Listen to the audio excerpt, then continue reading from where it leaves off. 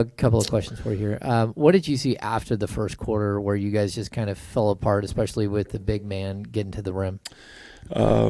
Just backside of the defense, not engaged, roller getting behind. You got to be up to a level you can't let them get behind you. They did not feel us. The physicality of making sure and standing guys up was not there. So if it wasn't big fella, Hartenstein going down the lane, the guard was getting around the corner. It just unacceptable. We got to make sure that we can contain the basketball. That's first and foremost.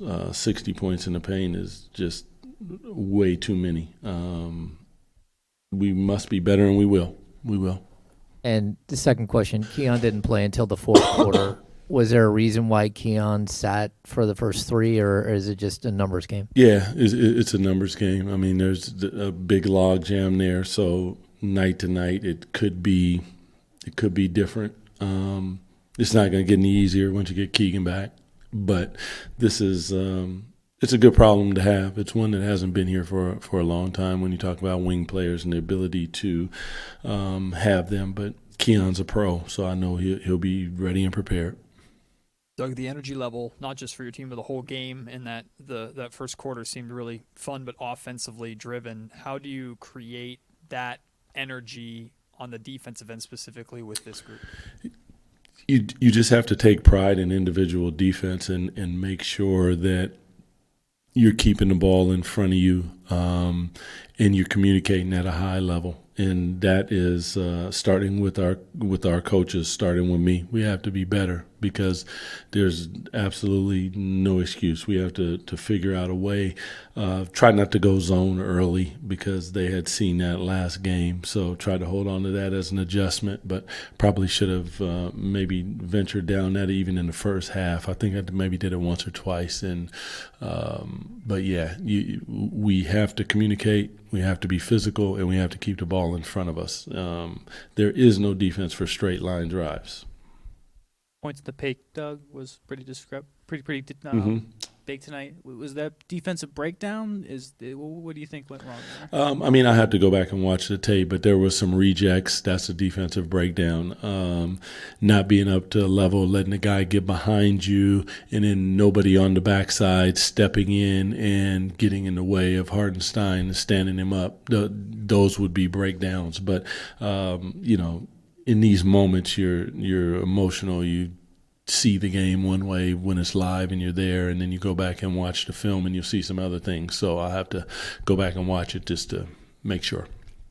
Coach, you mentioned about having all the wings, and how difficult is that to figure out the correct rotation to use? I mean, for me, I think the correct rotation is going to be whoever plays defense. That's going to be the rotation. But it's tough because all these guys have worked extremely hard. They're good players, so it's a tough one. But it's at the same time that's part of the job. So we will figure it out. It'll be nice to get us all healthy so we can really get a good look at it. But as of right now, we just have to figure it out. Yeah.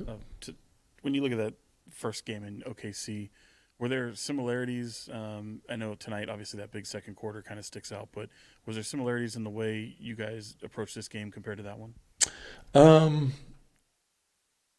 Maybe a little bit.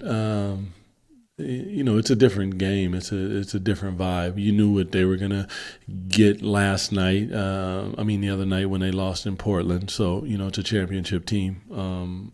Been on teams that have that mindset. It's like, okay, the next one we're coming in, we're making sure that we're locked in. We're gonna be physical. All these different things that you saw from a team like that. And my biggest thing for our team was, stay present in the moment and play 24 seconds at a time. And we did that a little bit in the first quarter, and won the first quarter. And after that, just too many straight line drives, not enough physical presence consistently. And when that happens, a team like that is going to get away from you. With Zach, I know he didn't play on Wednesday with the back soreness. Are there ways that you can manufacture more shots for him, or was it just sort of an off night? How do you sort of? I mean, I'd have to go look at it, because when you're standing there, you're thinking, shoot that one, And there was a couple I saw that he pump fake and passed up, but we want a lot of our plays when we go to sets. Some of them are for Zach, obviously, but at the same time, in the flow of the game, we got to make sure that we are driving the paint. They are definitely boxes and elbows, heavy at the nail, and you got to advance the basketball. There's no need for extra dribbles. Get off the basketball. If the shot's not there, now you've created an advantage, and then we got to play next basketball after that. That stylistically is how you get to a team like that. And when we watch a film, you watch Portland, you watch anybody, even the first time that we played them, I mean, the ball's hopping, it's moving around. You got to move the basketball because they are locked in on one side. They present really well down in the defensive stance, arms out. It closes up passing lanes and driving lanes, and then their recovery speed is super, super high level. So you can't hesitate. You're either going to shoot it or you're going to drive it and create something for a teammate. And when you don't do that, they lock in on one side, and then they're handsy and physical, and it can be extremely tough. That's not a team that you want to be going ISO basketball, dribble against. You have to create an advantage, move the basketball, and take open shots. When a shot is created, it must be taken. Yep.